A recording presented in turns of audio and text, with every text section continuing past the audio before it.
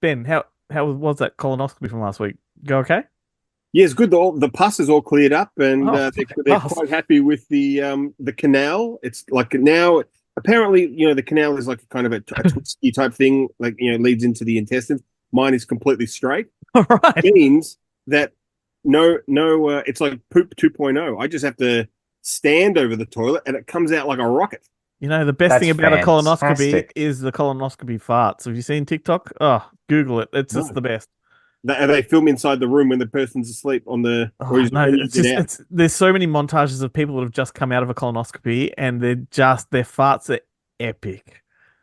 Yeah, right. I guess because I imagine it's like that scene in Grimsby where Yeah, they yeah. oh, like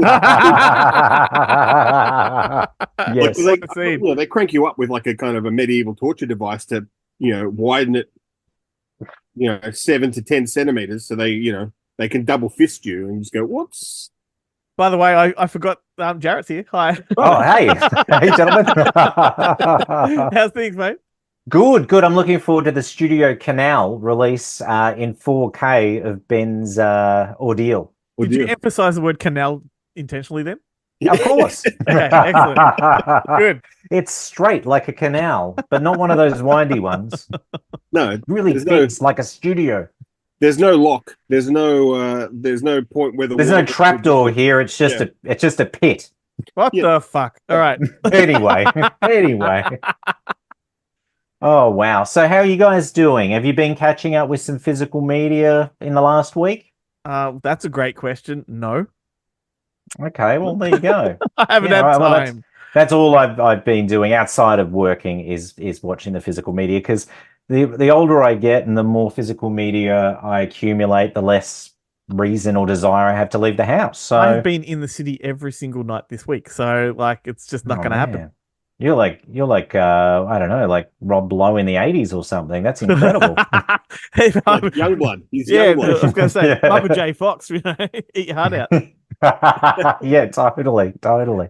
So Well, what's coming gentlemen, out, mate? this week, it's a good week. It's a good week for home entertainment. We had a good week last week, but this week, I dare say, is a little bit better because we've got the release of Eli Roth's Thanksgiving coming out Amazing. on Blu-ray and DVD. And I know everyone, we can all say we're fans of this film. Hell yeah. Definitely. And just in time for Easter too, which is really when I like to watch my Thanksgiving film.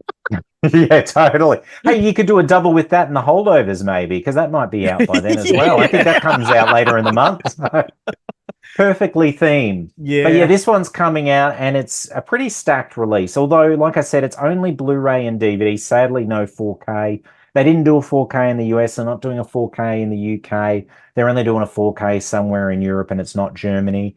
So I don't know if I'll get in there straight away, but I really want to watch the special features because this one you can tell is made by someone who, appreciates home entertainment.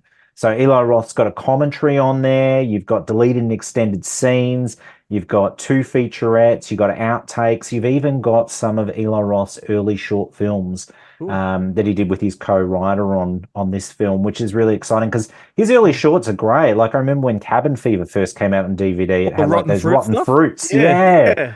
Yeah. So I'm really excited to check Bad. that stuff out. Look, I might break my rule and probably pick this up on Blu-ray, and then if the 4K comes along, I'll double dip and find a way to get rid of the Blu-ray. But Can you bad news, guys right? I heard that Oh, Steven go Soderbergh shot some of the extras. on. Well, in that What is case, I'm that? definitely well, well, look, they definitely won't benefit from being on 4K. Knowing Steven Soderbergh, he probably recorded it on an iPhone. That prick. Oh man. So that Well, one I'm excited me about. But too. then the other release, another big release that's not getting a 4K, but it's still coming out on Blu-ray and DVDs, Michael Mann's Ferrari. Yeah. And that's got 5 featurettes on there. And I was curious, did you gentlemen check out Ferrari? We did Indeed. indeed. Yeah. Did you enjoy it?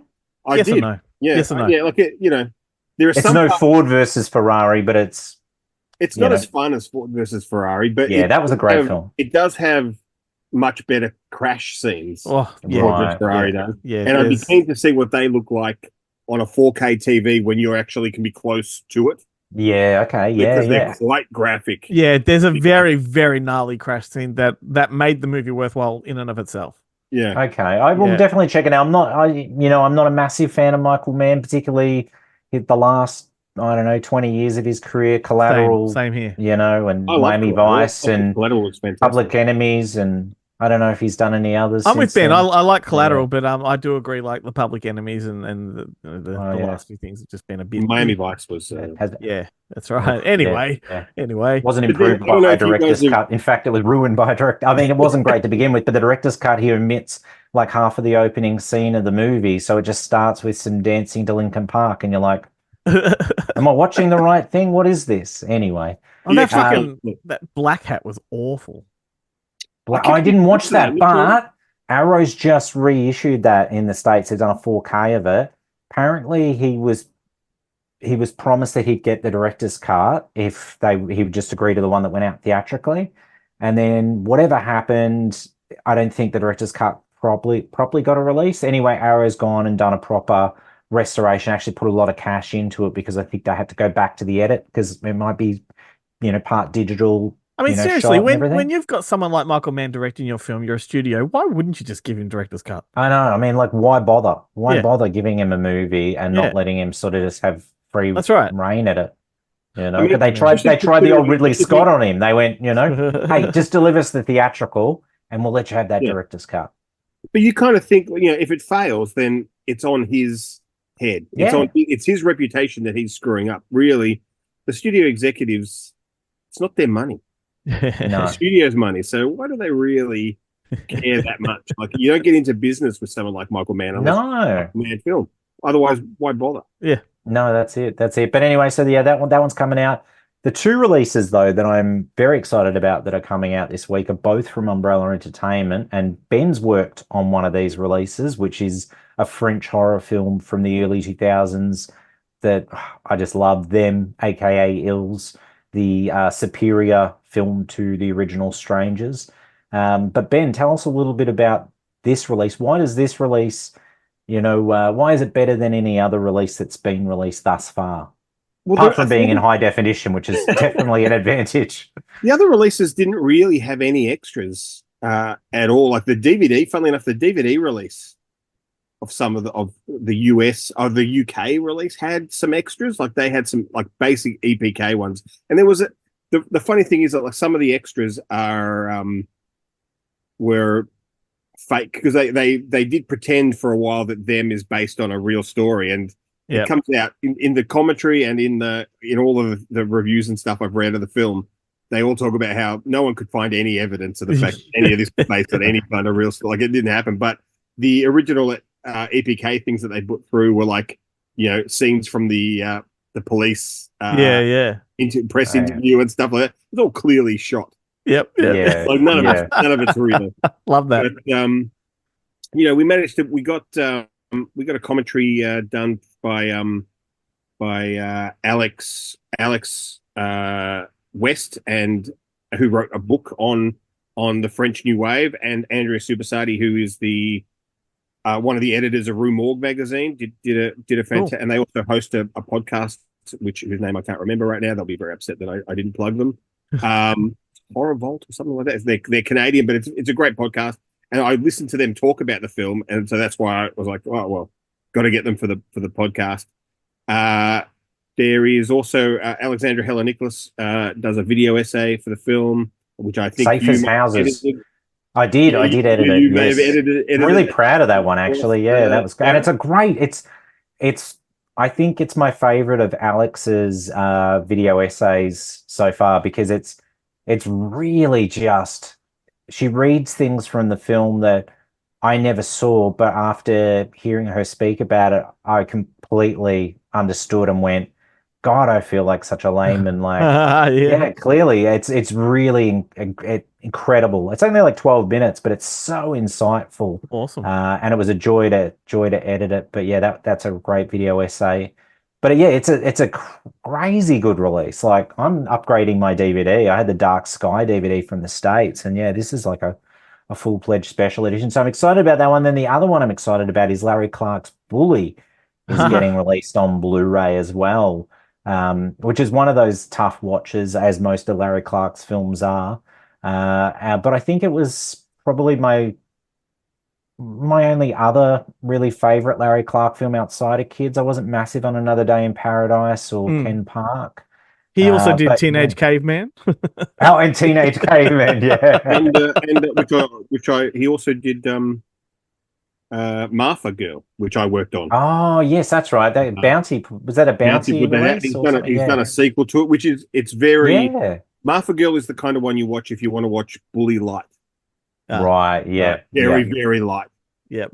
Cool. Yeah, I saw someone did a double pack of Martha Girl 1 and 2. It might have been a Vinegar Syndrome, sub-label, like OCN label. But yeah, Bully, so I'm excited about that one. It's going to be a hard watch, especially going, that Brad Renfro's no longer with us either.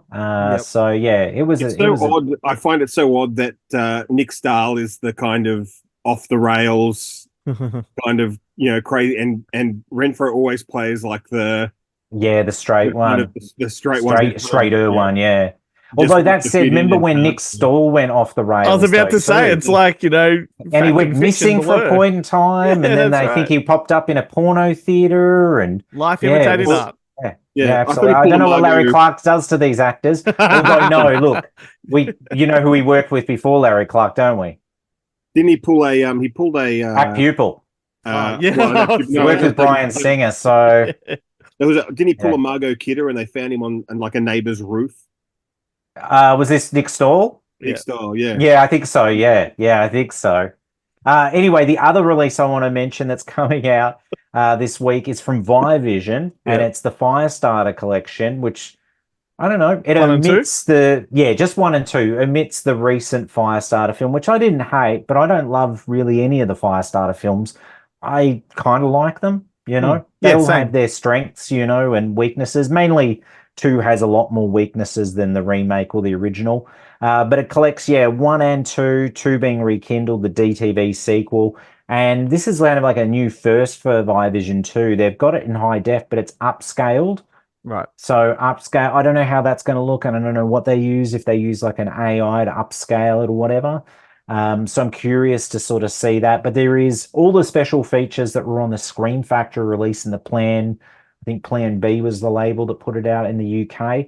Plus some new special features. Good friend Lee Gambin does a commentary on there with some other chap. I think Aaron Dries, maybe. I'm not 100%. Plan B. Brad Pitt's production company? Yeah, Brad Pitt or George Clooney, yeah. Might be Plan A. I know. I was tossing it up in my head. It's either Plan A or Plan B, the distribution company in the UK. Interesting time when they did the rekindled. Like there was a little wave of Stephen King legacy sequels. Like you had the Rage Carry 2. Yes. And then rekindled. Like it's an odd thing that a bleep in time, and we had these little sequels that were like 20 years later. I remember being really excited about the Firestarter rekindled. Was it rekindled? Yeah, rekindled. Because it had that I can't remember something. Is it Mercium something or another? But she was the lead of Jeepers Creepers. Oh absolutely. She's in another movie, and then it was a bit of a tank, I think. It absolutely she was never seen again. I know. American Summer. Or... Yeah, I know. Because anytime I revisit Jeepers Creepers, I always think, God, this girl. If you would have think her and Justin Long, you would have thought she was the one that would have made it. And as much as I love Justin Long, don't get me wrong, but again, look. It could have come down to working with the director, Victor Salva. Well, this managed to mention Victor Salva, Bryan Singer. Anyway, the Firestarter collection. So yeah, I think. Actually, I'll let you in a little secret. I already sold my UK release on eBay because I was planning on picking up this one. And it's one of those Viavisions that has like a nice little lenticular cover, and I think this one may benefit from it because it's Drew Barrymore with the flames in the background, so it actually might look pretty cool. And then some of those collector cards sort of things that some people seem to like. Otherwise, they wouldn't. Why would they keep putting them in these editions? People must love them. They've done a poll, and people say, "Make more of these cards." So anyway, gentlemen, that's all the releases that are coming out this week, and it's been another good week for home entertainment. It has been. I guess we'll see you next week when we do the whole Harvey Weinstein special. Of course. I've got some stories for you because I just revisited The Burning recently as well. So there you go. But anyway, gentlemen, until next time, stay physical.